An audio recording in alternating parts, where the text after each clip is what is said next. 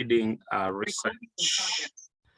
It's one of the leading research publication platform that most African young scholars are passionate to be part of and are passionate to, publish their work on. So this is a critical moment that we are beginning to engage, especially young African scholars are beginning to engage with these platforms, and we are beginning to create these connections.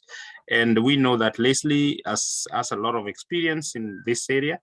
And so we hope that, the connection that we are making today is not just about the lecture, but it's something that we can continue to pursue and make a very strong African positioning, both within the continent, but also, building on the platforms such as the Elsevier to profile that particular, our voice as an African pink leaders. So thank you very much, Leah, and I give it back to you. All right, thank you so much, Atela. I'll just invite our guest speaker to take over basically from there and to really feel welcomed to this month lecture series. Thank you so much. Welcome, Lesley, over to you. Hi, it's a great pleasure to be here. I'm just going to be quiet for 1 or 2 seconds while I try and share my screen, because I have a problem with my sharing my screen. Can you? For the first time ever, I've got a message I've never seen before. So I'll just give you a few minutes to. Yeah, please bear with me while I. All right. If not, can I send it to somebody and somebody can somebody click through my slides? If I send it to somebody, who should I send it to? Yes, we'd be happy to assist with that. Right, okay. So, no. Bear with me. I'm so sorry. We should have had a dry run of this. All right. Thank you so much. Dr. Lesley, as you try to go around that, if you're able to send over your slides, we'd be happy to share them. Who do you want me to send my slides to? All right. Let me just send you an email. Lovely.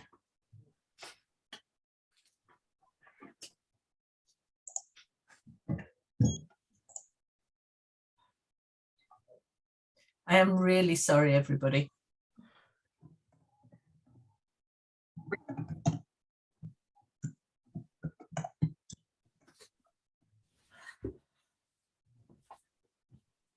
Well, I'll wait for this email to come. I thought light quite quickly. All right. In the meantime, I've sent you my email, Dr. Lesley. In the meantime, I'd be happy to read your bio so that we can all. Do you want to read my bio? And I'll, yes. There is no email come from you at all. So. I have sent it to you on your DM, just on the chats. Oh right. Okay. Let me. Yeah. Just confirm that. All right. So about Dr. Lesley, who is our guest lecturer today, she is a director of academics and government strategic alliance at the Elsevier, and previously she has worked at the Engineering and Physical Sciences Research Council for 26 years. So that's really a wealth of experience and expertise that we are bringing on board in this month's lecture. Lesley plays a leading role in advancing Elsevier's initiatives to help universities, funding bodies, and governments to achieve their strategic objectives. And I think this really makes sense when you're looking at her discussing how to frame sustainable research, because sustainability has been a golden word throughout the years, but really how can we frame our proposals, our projects to fit into this very important topic and perspective that has taken global attention. So that really is about Dr. Lesley, and we're privileged to have her on board. And yeah, we're looking forward to interacting with her and listening to what she has for us today. So Dr. Lesley, have you been able to? Yeah, I've sent them to you. It says it's sent from the UK. So let's see if it's arrived with you. All right, let me just check on that shortly. Thank you so much.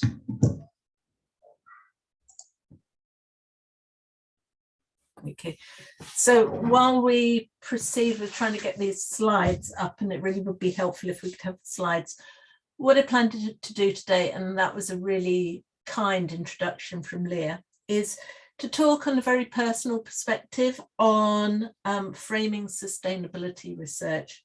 And I'm going to do that by first drawing on my background and my experiences, where my career journey's been, and some of the lessons I've learned from that. I'll talk about the data that Elsevier holds on sustainable development goals and recent work we've done on pathways to net zero and clean energy research. I then draw upon the world of research funders and the research cycle. And I hope to leave you with some hints and tips on how you could think about your research and engaging in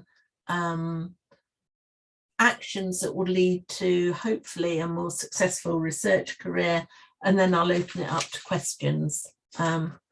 So Leah's already said this, so this is exactly the right slide. So I've been with Elsevier now for nearly 6 years. Next slide, please. There we are. So that's what I'm going to talk about. Next slide, right. So you've got a picture of me when I was younger, and you've got a picture 6 years on from joining Elsevier when I'm a bit older. I currently in Elsevier look after our academic and government relationships across the whole of the UK. And I come to Elsevier from a background in research. I worked for the UK's largest research funder, the Engineering and Physical Sciences Research Council, now part of UKRI, for 26 years. The last 10 years of which I was Director of Research. So I was responsible for ensuring the funding that we received from the UK government was deployed successfully to lead to excellent research that had the best impact for the UK. And a lot of that meant fostering international collaborations. Prior to that, I was a postdoc researcher. I worked at the interface between biology and chemistry and looked at how you could use microbiology particularly to come up with environmental solutions to problems. Before that, I had a PhD in biology.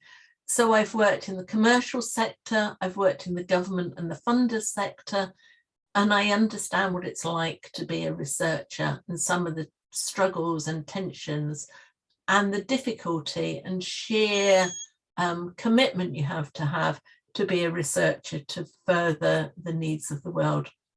I'll also add to this, I'm married to a researcher who's a prof in Oxford, and that keeps me very honest in the work that I do and keeps me very grounded on the challenges facing researchers. Next slide, please. So if you've heard of Elsevier, you probably think of Elsevier as a publisher. Indeed, we're the world's largest scientific publisher. We publish about 18% of all the world's scientific papers. We also provide a lot of support and provide a lot of activity in the healthcare sector on the education of nurses, and also for the medical sector on clinical decision support for doctors and clinicians in hospitals. We also provide a lot of solutions for research and a lot of analytics, and I'm going to draw on some of that today. So understanding the world of research, who's writing what papers, who's citing what papers, where those papers are having impact in a broader policy framework. And then the other thing we do, and that's partly why I'm delighted to be invited here to speak today, is we try to work very carefully with researchers and healthcare professionals to understand your needs and how we might provide better services and support for you in the difficult job you do. So we're a support system for the world of research and for healthcare professionals. Next slide, please. Okay, and today's frame, I've taken from inspiration what I was asked to talk about. So I'm going to draw on the Sustainable Development Goals. They're well known to many people, although the progress we're making towards achieving the world's 17 Sustainable Development Goals is more limited than probably the globe and certainly society. would like it to be. Next slide, please. So a little while ago now, 2 years ago, Elsevier published a report on the power of data to advance the SDGs. So we mapped the world of research using our Scopus database to look at the attack that the world of research was making on the Sustainable Development Goals. And that really mirrors what us as a company are trying to do. It's our goal to ensure that we use our strengths in content, that's articles, data and analytics, to help researchers and health professionals make the targets set up by the UN in 2015 a reality. I've given a reference to the report there. It's a freely available resource, and please draw upon it and access it as much as you would like. And now I'm going to just go into some of the detail. I have to say the report is chock full of information and data, and I'm just going to draw a few examples out as an illustrative activity. But given the interest that the ARIN network have, you might want to go in and look in more detail at particular Sustainable Development Goals and some of the data that sits within this report. Next slide, please. Okay, so key insights that came from the Sustainable Development Report that we did was looking at where most of the work relevant to SDGs comes from. And it's very clear that the US, China, and the UK were generating the highest concentration of papers for almost all SDGs. There were over 4 million articles published between 2015 and 19 that addressed Sustainable Development Goals. And most of those articles related to SDG 3, the healthcare SDG. It was then followed by SDG 7, which is the energy SDG. SDG 1 had the lowest number of articles. And I think this is quite a pertinent point. 78% of the articles that covered SDGs came from high-income countries, with less than 2.1% of articles coming from low-income countries. And so I think as we look forward, there's a need to think about how we build stronger collaborations between high-income and low-income countries. So we're really tackling the most important issues across the Sustainable Development Goals for the world, rather than thinking about them from an angle of high-income countries. And the UN are very clear. They do not think that the world is on target to achieve any of its goals before 2030. Next slide, please. Okay. So if we look at SDG 1, I've pulled out data for SDG 1, 2, and 3. I could have pulled out any of them, but I thought this was an interesting set. So the colourful world map shows the volume of papers produced by different regions of the globe over a 4-year period. And you can see that Africa has some concentration, but really is the SDG 1 is really dominated by the United States and the UK, which is an interesting observation, given that while there is some poverty in some parts of those world, we're really not forming the strongest relationships to tackle these across the globe. The compound growth rate for papers over this period is 4.5%. So there's a very strong growth in publications in this area. And the international collaboration of all the paper set in SDG 1 is about 26%. So I think that gives you an interesting feel for where research is happening in SDG 1. And interestingly, the field-weighted citation impact, so that's a measure of the quality of the research that's tackling SDG 1, is at 1.07. The world average is 1. So actually it's higher quality research than the average research across the world. We'll have the next slide, please. Okay. So if we look in more detail at SDG 1, you can see on the first graph to your left, the countries that are most active in publishing papers in SDG 1. So it's the United States, the UK, China, India. South Africa is a significant contributor, but around a group of other countries. Maybe more interestingly, if you look at the research activity across all countries and then look at where the research activity index is higher than average, for SDG 1, no poverty, Ghana, Kenya, Ethiopia have the highest relative activity indexes. And then you can see the growth in publications supporting SDG 1 over a 5-year period. So this is just a snapshot of where activity and research is happening in SDG 1. The report covers similar detail for all of the SDGs, but if I have the next slide, I'll show you the picture for SDG 2. Okay, so zero hunger. Again, you can see the dominance of the United States, but interestingly now China and India come into full view on producing a volume of activity. For no hunger, the field-weighted citation index is even higher than we saw for no poverty at 1.14. And you see the compound annual growth rate in papers addressing this real challenge across the globe is 9.6%. That's really impressive. Again, the publications from low-income locations is not high. And unfortunately, the amount of collaboration on zero hunger across the globe with international collaboration is lower than no poverty at 11.2%. You can see for zero hunger, there is across Africa a much bigger engagement in this research issue and publication of papers. Next slide, please.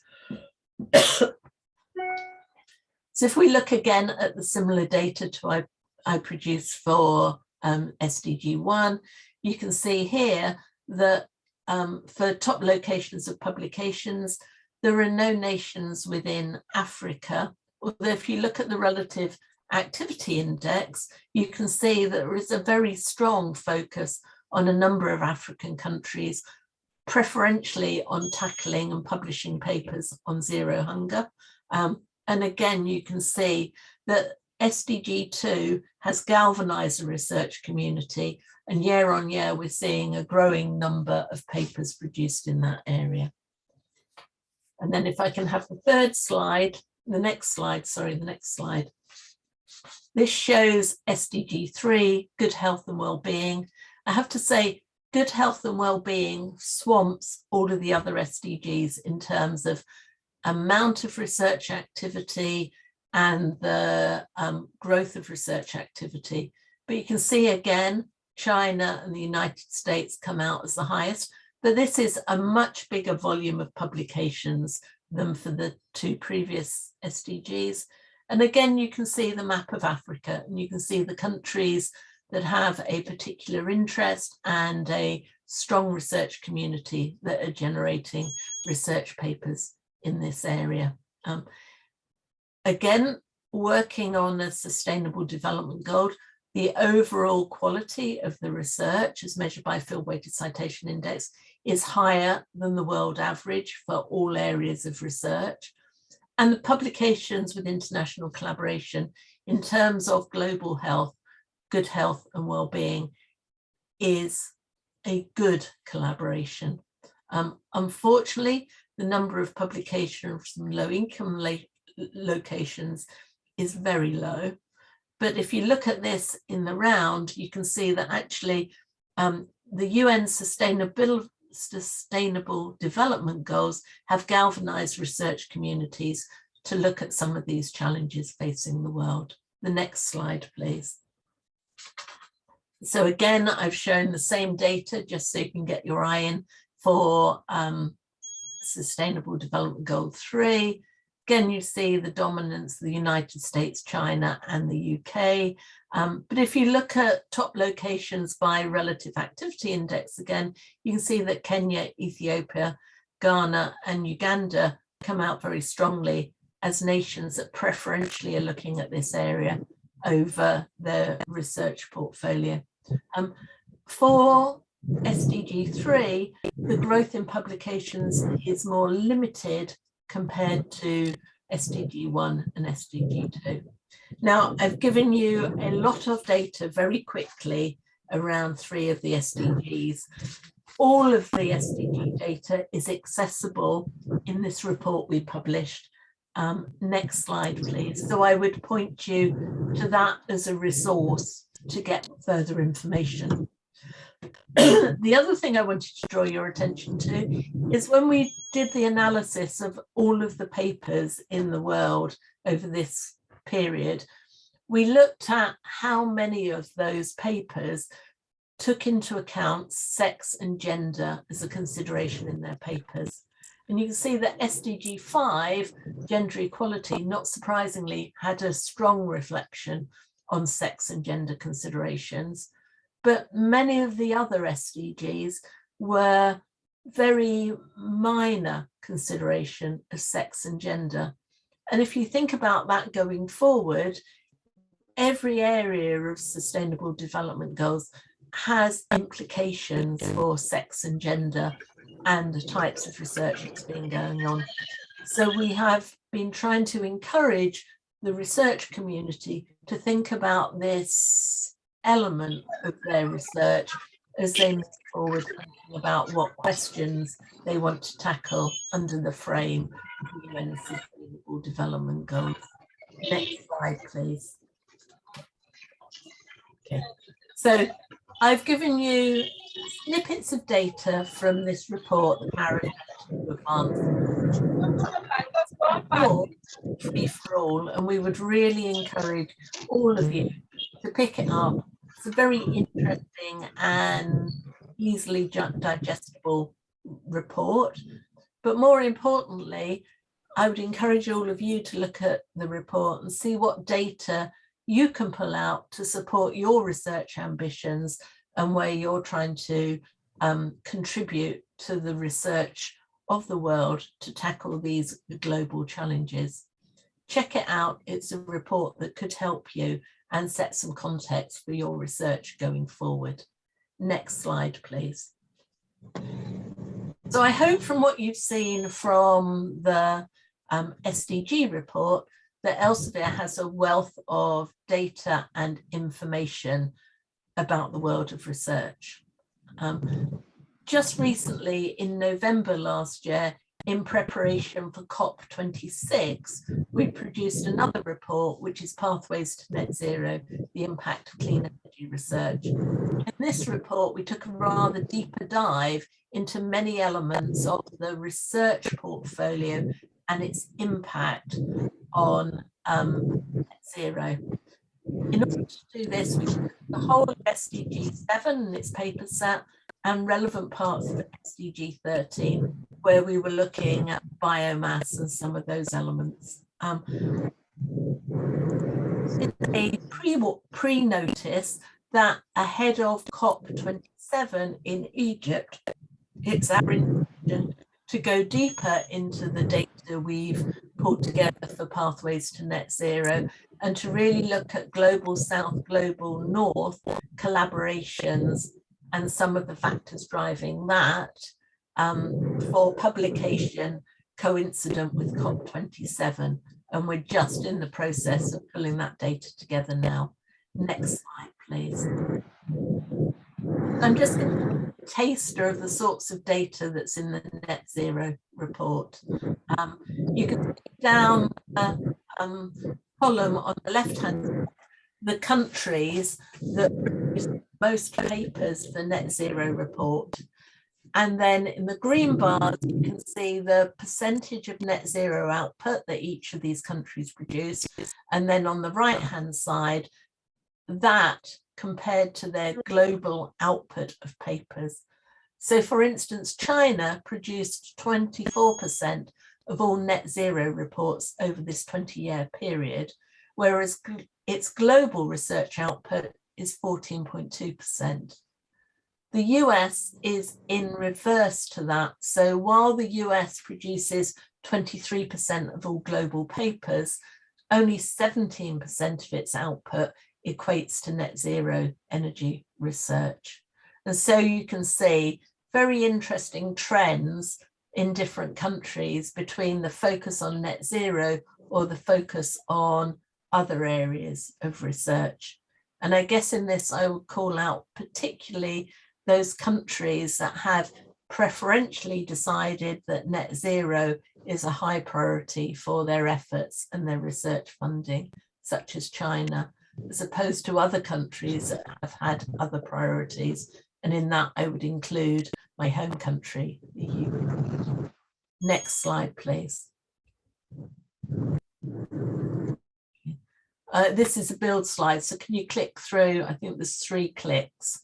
So one of the things that became quite clear when we looked at the net zero report was the amount of international collaboration has grown markedly between 2000 and 2020, growing from 31% to 45%.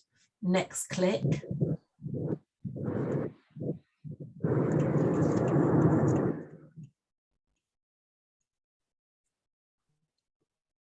The countries with the highest shares of international collaboration were Saudi Arabia, Singapore, Switzerland, and Canada. And that maybe would not be the set of countries you would think if you were thinking about net zero research and where international collaboration was strongest. Next slide, please, or next click.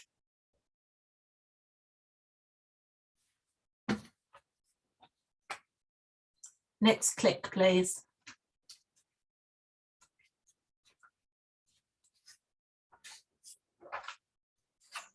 Sorry, just a moment, Lesley. Okay.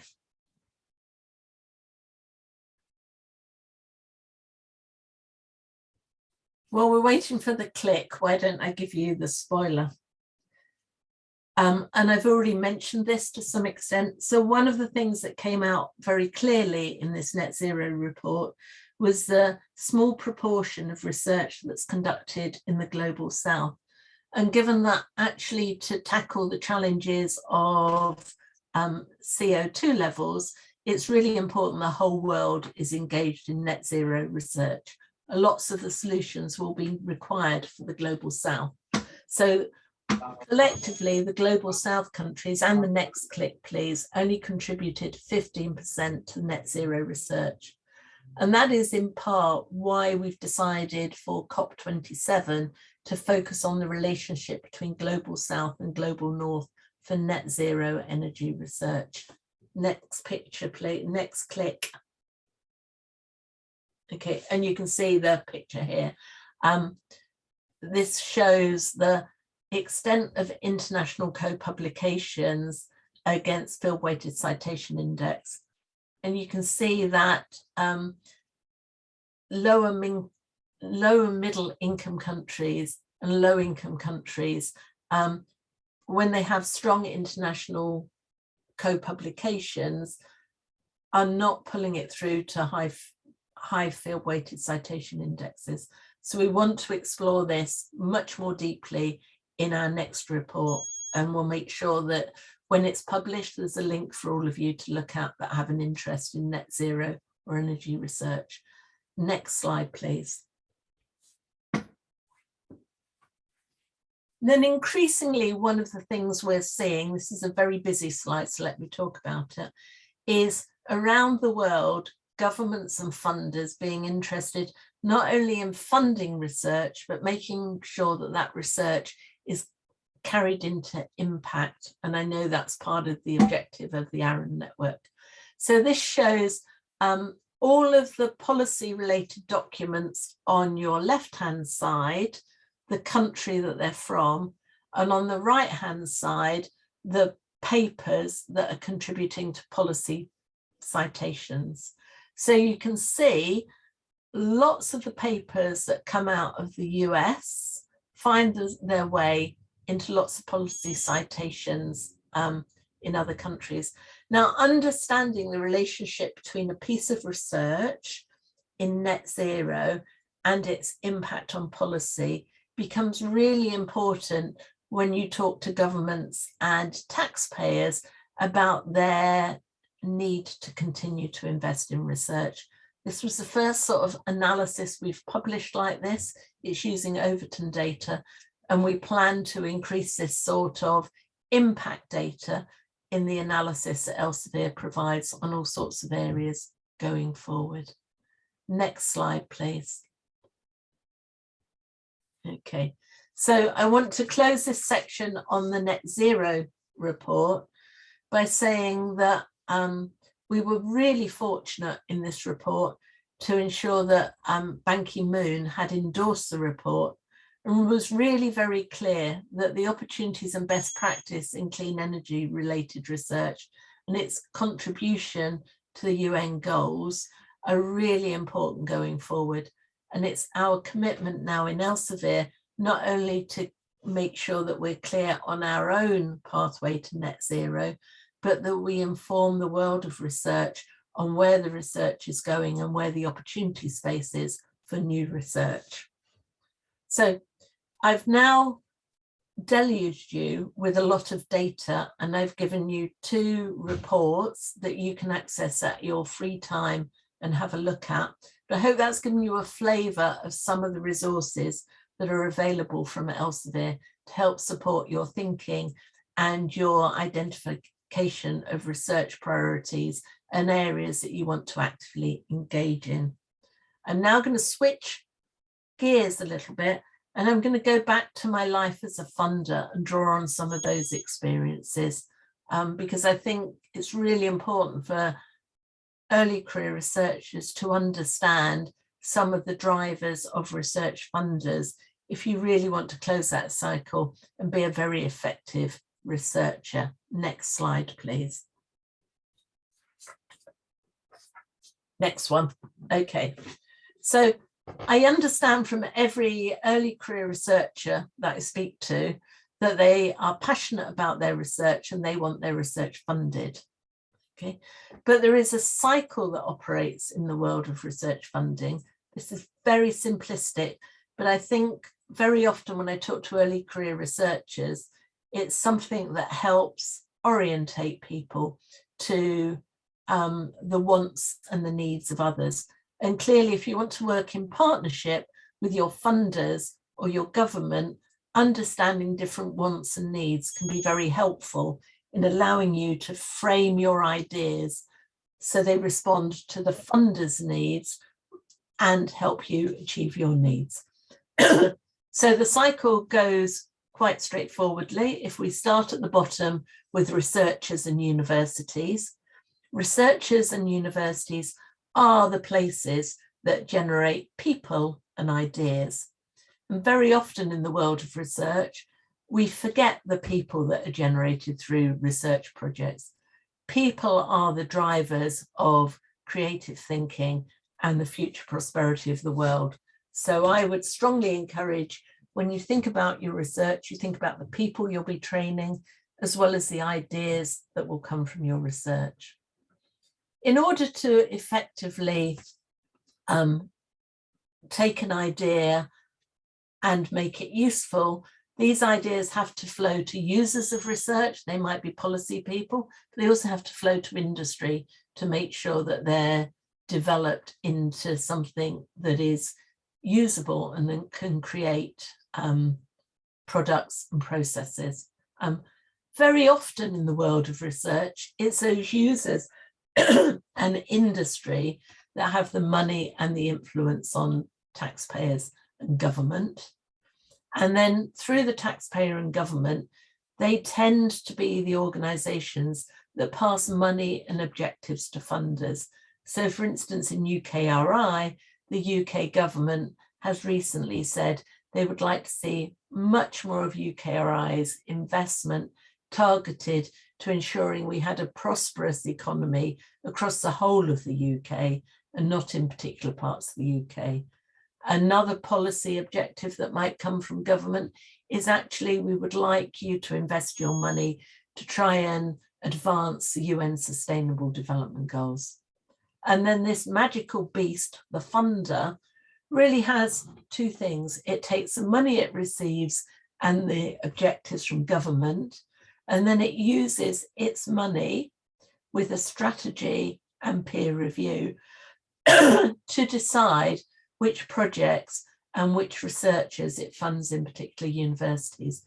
And that can be a very virtuous circle if you think about it in this process of each of the actors in this circle having wants and needs and optimizing those wants and needs so the circle flows faster will be the way that we move to an increasingly science-based and innovative economic system around the world and in particular countries. Next slide, please.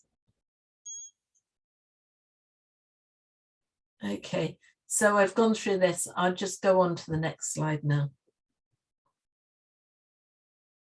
Okay, so the drivers for many funders, we've talked about the UN Sustainable Development Goals. And while I've shown you the outcome of papers published by researchers that are addressing the Sustainable Development Goals, it is true around the world, very many funders have honed in on particular Sustainable Development Goals for preferentially funding. There's also a pressure in the world of research to move from individual investigator ideas, bottom-up blue skies research, to thinking about how you can brigade together teams and networks to tackle challenge-led research, particularly equating back to Sustainable Development Goals, but some of those challenges might be around particular technologies. In the UK, I would call out AI and data science. And increasingly, funders are looking not only to achieve scientific excellence, but they want to harness impact alongside scientific excellence. And in achieving all of those goals, many funders want to recognise and put more funding into recognised researchers and then have special initiatives to encourage new investigators to get into the game of research. And against all of this background, funders around the world are constantly faced with efficiency challenges. It's really important as a funder that most of the funding that you have goes directly into research and is not consumed by the administration of your funding agency. So funders are always looking at efficiency and how they can increase their efficiency. Next slide, please. Okay, so both in publishing, but also in funders, peer review is a cornerstone of their decision making. And I have to say, and this is a difficult message to give early career researchers, but it's actually a buyer's market. Most funders, if not all funders, get many more proposals than they can afford to fund. And success rates for funding research grant proposals range across the globe from anywhere between 5 and 15% and 50%. But the one important message I would give every early career researcher is there is no such figure as an average success rate. Every individual has their own success rate. And the same is true with publishing papers. Some people have every paper they submit for publication funded with minimal changes. Other people, it takes a long time to get a particular paper published. So it's really important for you as a researcher not to be discouraged by the messages you get from some elder statesman about the lack of chance of being funded. Every individual will have their own success rate. And I'll give you an example from my old organization where funding rates on average were 20, but in EPSRC, they were 35%. And for some individuals, they were as high as 65%. So this funny little cartoon here shows that while the average water depth might be 3 foot, at times there can be much deeper gaps in the river.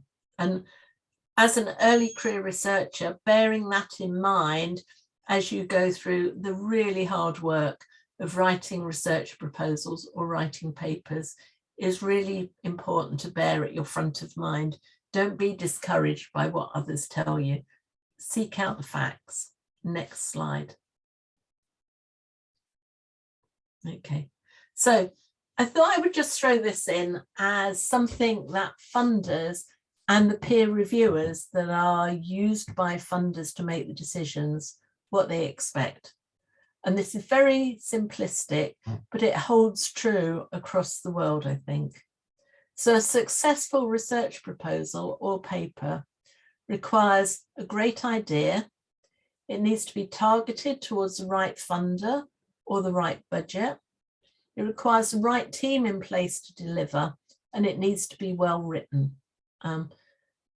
Applicants, I would really strongly encourage to understand the strategy of their research funder. It's always important to read around your funder's strategy before you sit to write your research proposal. Think hard about the right team that you're assembling to do a research proposal, to tackle a research question. Why should you be the person that receives this funding, and why your collaborators, your partners, your institutions? And can you evidence why you're the very best team to do this work? It's amazing how many people just contend they're the right team rather than evidencing that they are the right team. It's really difficult sometimes when you're in the middle of writing a grant proposal to read it objectively. So ensure that when you write a research proposal, you find somebody else that you can get to read through your proposal and to comment upon your proposal in the way it's written and how you're setting out your stall. A badly targeted proposal, even if it's a brilliant idea, will find it very difficult to get funding. All funders around the world don't have enough money to make ends meet. They're always looking to add value and to maximize any leverage they can get for their funding, and thinking about ways that you can secure not just the execution of the research idea, but how you can translate that research idea into impact. So think about the research and evidence there. And then think about your impact and your legacy. Go beyond academic impact. Have you got a company you could involve? Have you got somebody who's working in the policy development of your idea? If we're talking about SDGs, where are the organizations that really would benefit from accessing the research you're doing and the ideas that you've come up with and the outcomes of your research project? Make sure you close that loop. If you take some of that advice on board, I think your success rate in achieving funded research proposals will increase. Next slide, please. And I'm aware I'm talking a lot at you, so we're getting there now. If you think about the right team to do the work, make sure when you think about the research question you want to tackle, that you've defined the expertise required to address that. Have you got the right topics? Have you got the right research areas? Have you got the right people involved in that? You can do that from getting access to citation websites, whether it's Scopus or Web of Science or whoever. Have you got the key contributors that are really going to make a difference to this research question? Have you got the best team that you could assemble going forward? And are there any metrics you can use on your team's past outputs, impacts, or collaborators to really strengthen your case? As all research proposals go to peer review, peer reviewers really enjoy being led through an evidence base rather than an assertion. And decide if you have teams missing in your project or a partner missing, use evidence-based to go and find who that partner should be. And I think that's particularly the case if you're looking for international collaborations. Don't just look at the people you met at the last conference you attended, but think wide and use data to find out who your partners might be, and be open to inviting them into your network. Next slide, please.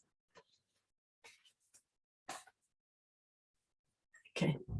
And then the other thing that really helps with levering is thinking about where are the other people that might contribute something to your research proposal. So think not just about the academics you want to involve, but are there any corporates that you can involve in your research, or any policymakers, and make sure that's well documented. So this graph, this slide, just shows artificial intelligence and the companies that are collaborating on papers in artificial intelligence. And you can see from this that the field-weighted citation index of these companies when they collaborate is really, really high. So sometimes bringing a corporate on board not only gives you additional resources, but it can actually enhance the research ideas you have and improve the quality of outputs that you work on. Next slide, please. Okay, so I want to talk particularly about impact and legacy. So I think at the start of a research idea, it's really important to think about how you can maximize your impact and leave a legacy. And that impact can be of many sorts. This is a simple schematic of some of the impacts that I have found in the past have been really helpful. So think about the educational impact. If you have a successful piece of research, how's that going to impact on the teaching at a university and what undergraduates or postgraduates are hearing? How will it help the next generation inform their contribution and their knowledge of advancing the goals of SDGs, for instance? Needs just some careful thought. Societal impact. Who outside academia will ever know about your research unless you build in there pathways to try and disseminate your research findings? That might be clinical citations, it could be policy citations. It can also be about going that extra step and thinking about how you get the newspapers or media to cover some of the research outcomes you have. It's amazing the uplift in citations that people who have articles covered in the news receive. We saw that very strongly in the COVID-19 activity. Commercial impact, think about patents. Is there anybody who's putting in a patent that's going to cite your data? Think about industry partnerships, licenses, but also business consultancy activities. If you've done a piece of research which leads you to be a strong expert in an area, are there any businesses that you could